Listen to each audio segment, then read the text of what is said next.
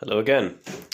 Right, last time we were talking, my unfortunate German squad here was hit by an airstrike. Right, they have the yellow dot that my forward air observer had seen them and had decided that they were the target. And then the following round, I roll for does it come on, and it did, and I placed 18 inches away the other air strike dot. So we have this line, and all the German units in that area are going to get pinned down, right? And that German unit is going to get shot at. But before we actually make the shots, we have to look at what units can stop the airplane. Now, I am unfortunate enough in my British Army here to have 2 units that can actually stop the airplane.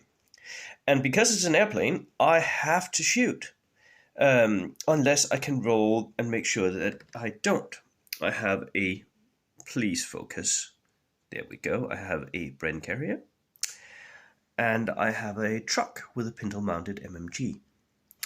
Both of the pintle-mounted guns on these have the flak special rule.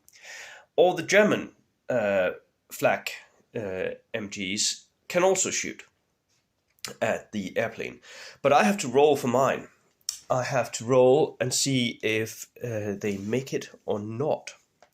Now, a regular, let's see, we are on page 86. A regular unit must roll 3+ in order to hold their fire. My Bren carrier is regular, so I'm rolling and I roll a 3. So that's good. That does not shoot. I also roll for the truck. Uh-oh, I rolled a 2. Even though my truck is inexperienced, no, because my truck is inexperienced, it would need a 4+ not to fire, and I roll a 2. So that will actually shoot at the airplane. Okay.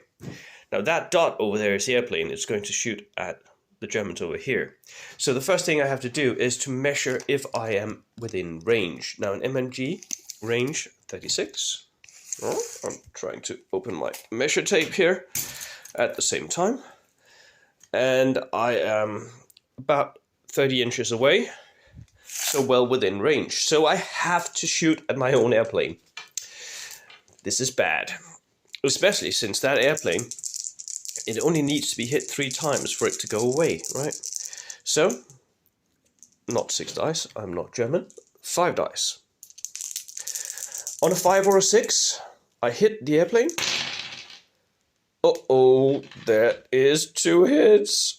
So the Germans don't really need to get that many hits for the airplane to go away, right? Because my own flak actually hit the airplane. So that's how you work out flak. Now, if I had an AA gun, like an 88 or something, maybe the Germans had an 88, right? If that hits the airplane, you work out how many hits it causes in the same way that you would work out hits against a building. So if you look at the end of the... No, that is not where it's at. I might have done this in advance, right? Ah, there we go. Page 226 of the rulebook. Here we go. Can you see that? Hits versus targets in buildings. So you figure out what your diameter is, and then you see how many hits it is. So an 88, I can't remember, I think it's a 3-inch, so that would be 2d6 hits if it actually hits the airplane. Meaning that on its own, an 88 could easily scare away an airplane, right? So that's how you work out single shots. Of course, you only get to roll that 1 die, but if it does hit, the airplane is gone. Even better for fighting against airplanes is if you have any autocannons. Autocannons work really well. They have a small diameter, yes, but they have D3 pins, so they quite easily stack up D3 hits, so they quite easily stack up and cause that airplane to go away.